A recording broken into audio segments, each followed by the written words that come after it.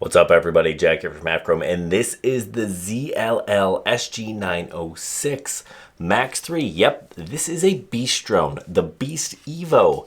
And you probably noticed right off the bat something different about this one. It's got obstacle avoidance sensors. Yeah, we've got two cameras in the front, we have two cameras in the back, we even have a camera on the bottom. So right off the bat, that's what really kind of separates this thing. Now there are actually some other important differences between this and some of the other beast drones. I want to talk about this and how it compares to those, as well as some other options that you might be thinking about. The question might be, is this the best drone for less than 300 bucks? Or is this the best beginner drone? I'm going to try and answer both of those questions, but it's not as easy as you might think. Stay tuned.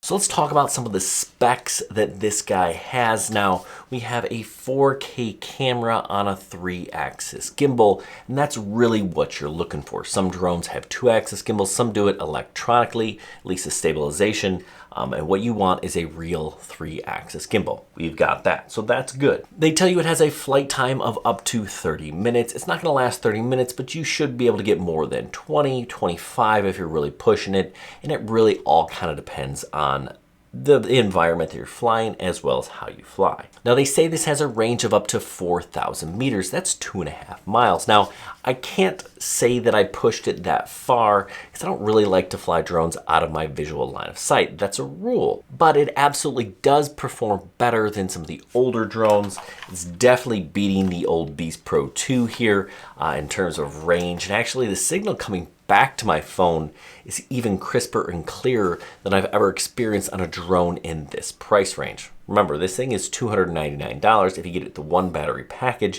If you want a second battery, it's going to cost you about $350. So while this thing retails for $299 right now, I have a coupon code for 13%. So that puts this at about $260. And when you think about that, that's a good savings on this drone, and it kind of puts things in a slightly different perspective. But that code is only good until the end of June. It's 11.4, 300 milliamp hour battery, and this thing's gonna take you pretty much forever to charge. I believe it's 8 hours from a dead battery, and it just charges via a micro USB cable.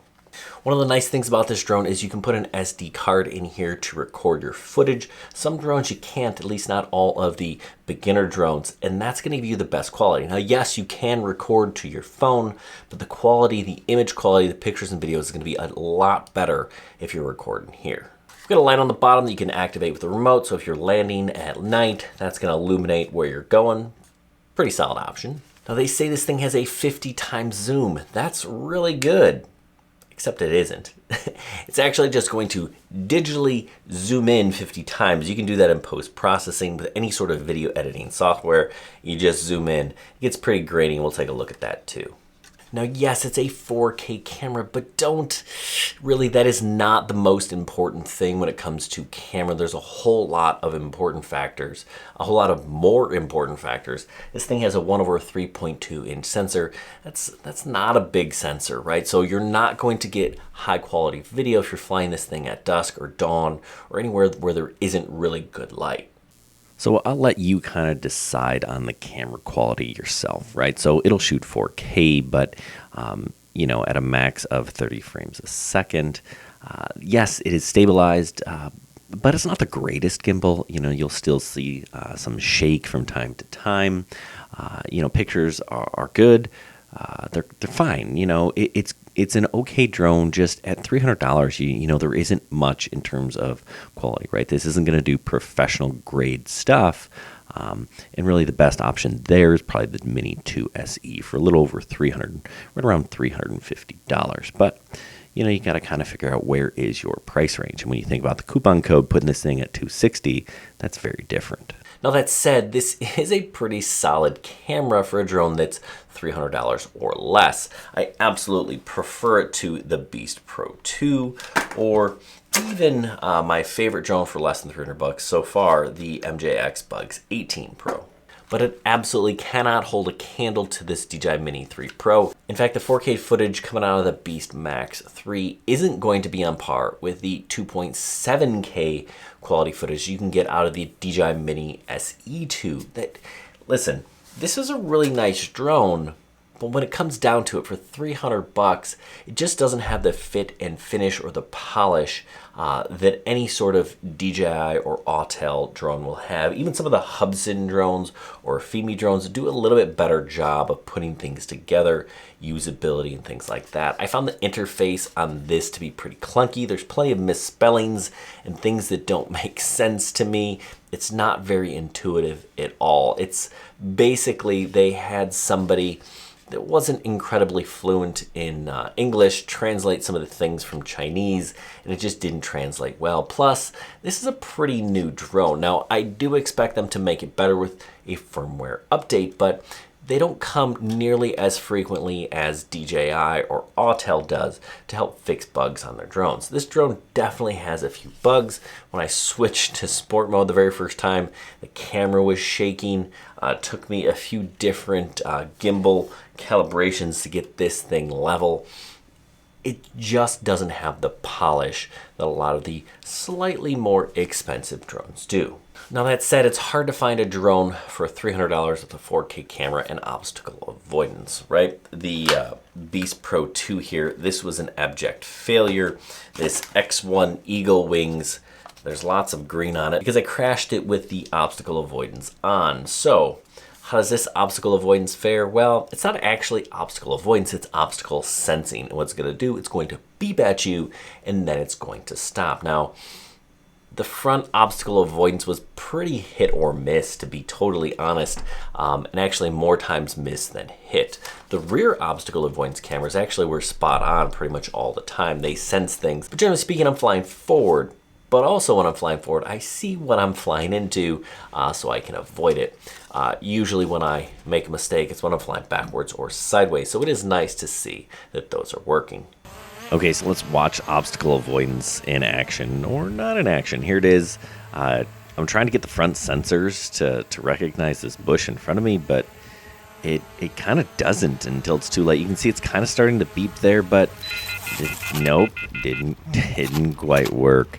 And that was kind of par for the course with the front sensors. Now here I'm testing the rear sensors a little bit, and absolutely does a much better job. You can see, kind of the red warning light at the bottom of my phone screen, and it's gonna beep at me. Obviously, you can hear that, kind of obnoxious, but definitely good to know. I couldn't crash it flying backwards, so that's good.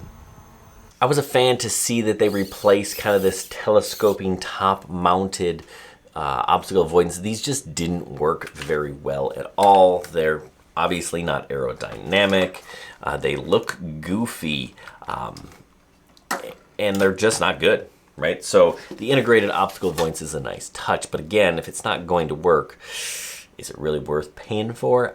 That's for you to decide. Maybe it gets better, but as of right now, not ideal. I'm reviewing this drone in the middle of May 2023. This drone does have a handful of intelligent flight modes. We have a return to home, we have a follow me, it's gonna follow the remote, we have a spiral, we have a rocket, we have an up and away, we even have some waypoints. So lots of different options here, but again, they're not super intuitive. You gotta go into the app, they're not super easy to get out of. You gotta kind of exit or go into another mode, and I just wish there was a cancel button on the screen that was very apparent and easy to use. Now the remote here is interesting because they got away from the design of some of their older remotes. Tap and a hold will power it on for you, and you can see you have some of that information on the screen. We have a camera button here to take pictures. We have a record button here to record video. We have a gimbal wheel here. Now, when you're moving the gimbal, it beeps at you. I don't know why that's necessary, and it's super slow. We can turn the GPS on and off. We have our return to home right here. And we have our light as well, plus our speed mode up here. Now, if you put this thing into sport mode, it flies faster. Really, the normal mode is super slow, like really slow. And they do that so the obstacle avoidance will work. So, there's that too. It's gonna fly super slow, but slow flying will get you better pictures and video. So you know, there's that trade-off. Now, one of the things that I'm not a big fan of is this remote, and you know, you can get your phone in here if you really work hard to kind of angle it in, and that was really kind of short-sighted. So you can make it work here, and that's what I suggest you do. Now, what they suggest you do is they give you this additional piece.